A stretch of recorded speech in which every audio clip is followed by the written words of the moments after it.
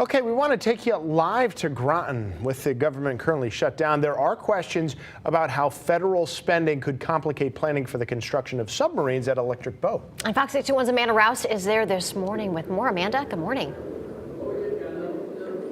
Good morning. We are at the Mystic Marriott in Groton, finding out a little bit more about exactly what you were talking about and how that government shutdown is affecting different places here in Connecticut. Joining us this morning, we have Electric Boat President Jeff Geiger.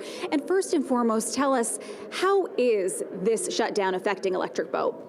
Well, at this time, we're fortunate because all of our activities can be supported by Navy uniform personnel in carrying out those responsibilities. So for a short term, we're not affected at all, and hopefully this will all get resolved and we'll be able to get back to business as usual. I think that there's always a little bit of panic when we're talking about money and not having contracts go through, but that is not the case with the Electric Boat contract.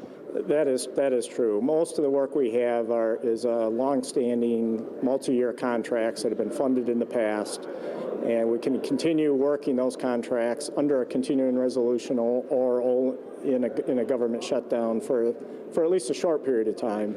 But indeed, we are anxious for a new budget to be put in place to support our starting and growing activities.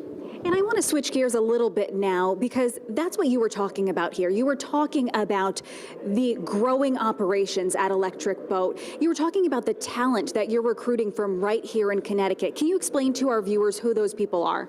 Sure. We've been very fortunate over this past year. In 2017, we hired over 3,000 people between Rhode Island and Connecticut to support our operations. And we've had great interest from across the citizen base in those jobs, and we've been able to establish some really good partnerships with local community providers, educational institutions, the community college, University of Connecticut, to be able to build the pipelines, to be able to get some initial training for these folks as they come into the shipyard.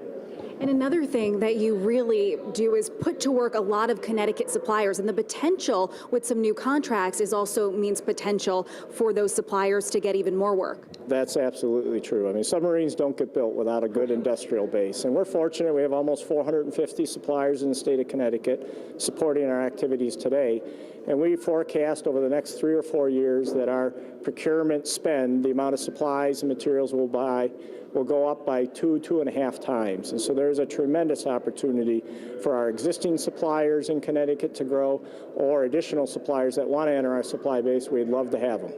There's also a lot of expansion going on right here, and it will be at, the facility as well. That is true. In addition to the workforce expansion, the supply base expansion, we'll be expanding our facilities in the Groton waterfront to be able to support the construction of both our Virginia-class submarines and the future Columbia-class submarine.